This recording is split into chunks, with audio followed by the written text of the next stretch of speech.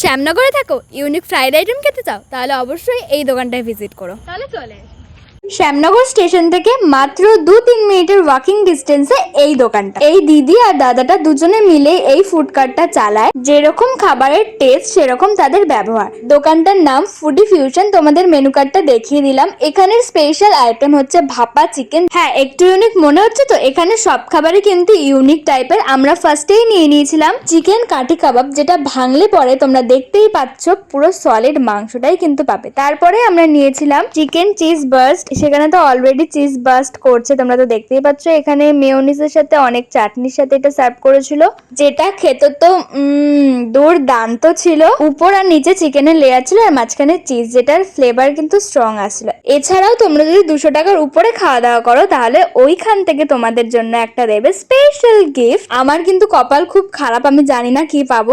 কি ভাবছো? তোমরাও যদি খেয়ে এরকম গিফট পেতে চাও তাহলে চলে আসো এই দোকানটায়।